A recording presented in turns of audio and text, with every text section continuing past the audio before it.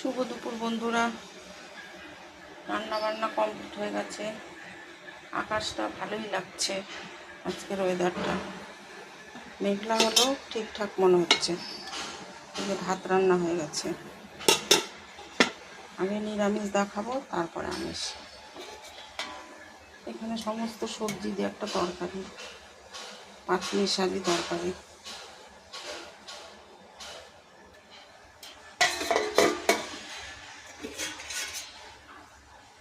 এখানে রয়েছে উচ্ছে কুমড়ো ভাজা।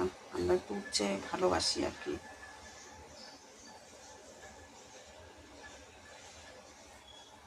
এতো আমরা খাই। এখানে টমেটোর চাটনি, খেজুর আর কিশমিশ দিয়ে, কিশমিশ খেজুর সব আনা হয়েছিল, রয়েছে। আমি বললাম যে তাহলে চাটনিটা যা দুটো একটা খাওয়া হচ্ছে তারপরে বাকিটা চাটনির মধ্যে দিয়ে তাহলে খেতে ভালো লাগে। এগুলো হচ্ছে নিরামিষ। আর স্পেশাল একটা হয়েছে, যেটা আমি করিনি আজকে আমার মামুনিকে দিয়েই করিয়ে নিয়েছি, আমি আর আসিনি আজকে। আমি বলিও নি কী দিয়ে কী করবে, ও নিজেই করেছে।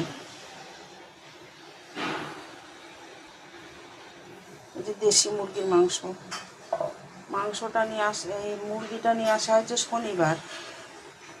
শনিবার মুরগি নিয়ে আসা হয়েছে, কারণ রবিবারের দিন ইলিশ মাছ নেওয়া হয়েছিল।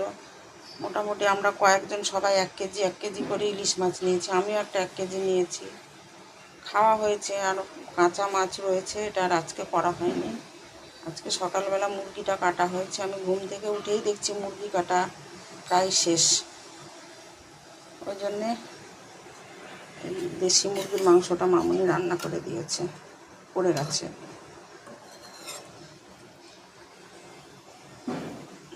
তাপস সুজাতা ওদের দেশের বাড়ি থেকে যখনই যায় নিয়ে আসে।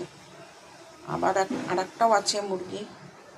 এই মাংস আমি পুরো মাংসটা রান্না করিনি, অনেকটা মাংস, একটা বড় মুরগি গোটাটাই আমাকে দিয়ে দিয়েছে। ওই জন্যে আমি বললাম কিছুটা রান্না করো আর কিছুটা থাক, আবার পরে করা হবে। ইলিশ মাছটা আছে, মাংস আছে।